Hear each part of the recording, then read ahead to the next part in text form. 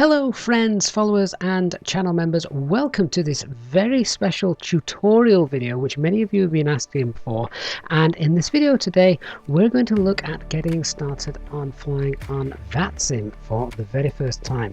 The difference is I'm going to show you in this video how to fly on Vatsim with live air traffic controllers, with live traffic around you, but in general safety, because you're not actually going to be flying on the Vatsim network. What do I mean?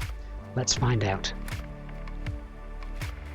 If you're not familiar with Vatsim, Vatsim is the virtual air traffic simulation network connecting people from around the world flying online with virtual air traffic controllers, real air traffic controllers, people that are sat behind a screen who are giving you directions as per the real world. It is unbelievably realistic. They use real world procedures, and if you head to their website you can find out a lot more and you can get signed up as a pilot. You do have to pass a small test before you can get started, but it's straightforward to do once you've read the documentation.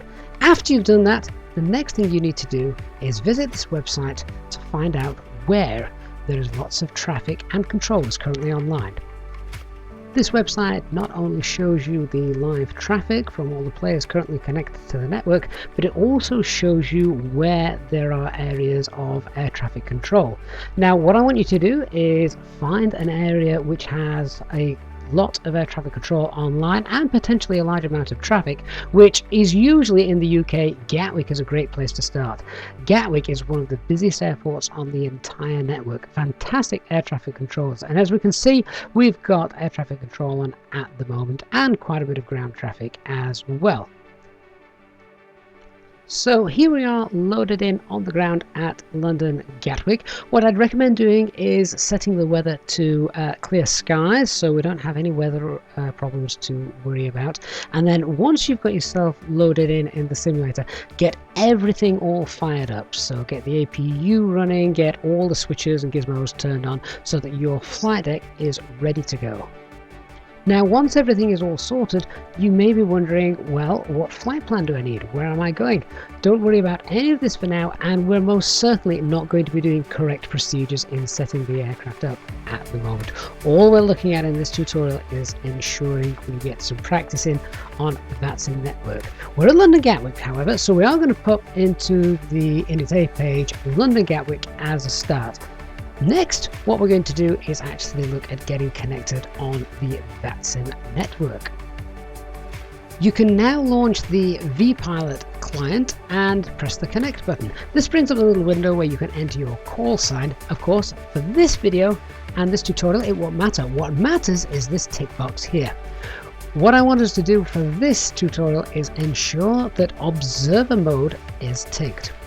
What this means is that you're going to be connected to the Vatsim network. You will see all the live traffic around you. You are going to hear all air traffic controllers around you and have to make frequency changes in order to hear the correct controllers. But the air traffic controllers and the other traffic will not be able to see you. As soon as we hit the connect button, then we can see a list of air traffic controllers that are online being populated in this left hand window, and aircraft and live traffic, live players are now being spawned in. We can then look at the ATIS just to see which runway is in use. If we double click on that, we can see runway 26 left is currently being used at the moment, so that's good information for us. The next thing we're going to have to do then is tune to the ground frequency. Now there are a couple of ways to do this. Obviously the most conventional to tune to the frequency 121.8 is to use the radio box, or if you are flying on the A320X from fly-by-wire, you can use the radio page. And now we're connected to 121.8, the ground frequency. Soon we're going to hear air traffic control, and we're now going to be listening out for an aircraft that is requesting their IFR clearance to a set destination. Hey, fair, I see it's on jet 101, yard clear to Zurich, Seaford 1 extra departure, runway 26 left, squawking 1047. Okay, great, thanks. So clear to Zurich on the Seaford 1, H departure 26 left. and squawking 1047 for Tomjet 101. Tomjet 101, feedback is correct. So there we've just heard air traffic control giving Topjet 101 clearance to Zurich. We're going to go ahead and pop that in as a from 2. We also know the standard instrument departure that he's been given, so we're going to go to the flight plan and we're going to add that in there as well. So once we've got that all programmed in, if you do have access to Navigraph charts, then you can go ahead and start putting that information in, having a look at the standard instrument departure, just so we know how the aircraft is going to fly. But mainly, this is about listening and understanding what's happening with the Vatsim air traffic controllers. It's not about flying the aircraft correctly in this tutorial. If you do want to find out how to set up the aircraft for correct flight, etc., check out the Real World Procedures tutorial playlist on the channel.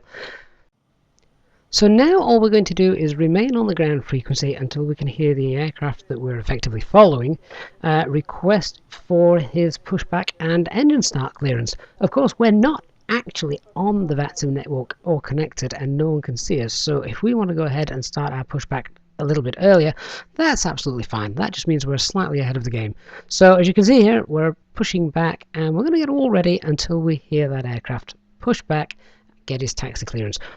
Of course, the main difference is that unless you just so happen to be parked right next to the aircraft that you're following, your actual taxi clearance via which taxiways is going to be slightly different. So that bit, you're going to have to just use your imagination a little bit, but you'll get the idea from listening to the other traffic on the frequency as to how and where they're going to be taxiing. Once you hear the aircraft pushing back and starting to make their way to the runway with air traffic control instructions, we can taxi on down to the active runway, and if you can get yourself positioned behind the aircraft you're following, then that is the best way, because effectively we want them to take off before us so that we can follow all of the instructions that the air traffic controller is giving to that aircraft. So now we're lined up behind the aircraft that we're following and we're just awaiting his ATC clearance. Once he gets that, we're going to line up behind him, we're going to take off and leave a bit of distance, of course, let him rotate, and then we can take off in quick succession because we want to be quite close to him so we can follow the exact ATC instructions that he's going to be given. So the Tomjet has now been given ATC clearance to take off. He's rolling down the runway and just rotated. We're now hot on his tails, following him, and all we need to do is fly our normal departure and keep an ear on air traffic control to listen to instructions to the call sign Tomjet 101. And we're going to follow them. Of course, this is only practice for a departure. If you wanted to practice ATC all the way through, then you've got the opportunity of following the aircraft all the way.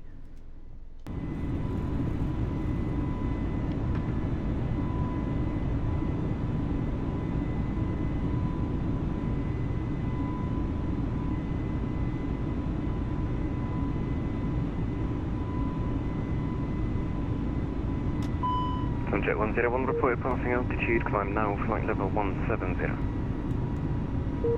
Tomjet 101, we're passing through 1,700 and we'll climb to flight level 170. Tomjet 101. Speedbird 579, contact Heathrow Director 119.7. So the aircraft is now being given a higher altitude to climb to. Of course, we replicated that there in our flight deck, and that's it. You've copied a ground departure, you've copied the taxi instructions, you've followed the aircraft out on his takeoff, and you're now following him on his standard instrument departure, all with air traffic control instructions. It's up to you now whether you go back to the ground and repeat that with a second aircraft just to get used to the overall procedure, or you can follow this aircraft all the way on the Vatsim network live to interact with his instructions that he receives from any air traffic controllers en route. Thank you so much for watching, guys. I hope you've enjoyed this tutorial and found it useful. If you have any questions, please do leave comments down below and I'll come back and answer them. If you have found this video of use to you, then please do give it a like and hit the subscribe button and turn on the notifications bell so you don't miss any more live streams to come. Thanks very much for watching, guys, and I'll see you all again very soon. Bye bye.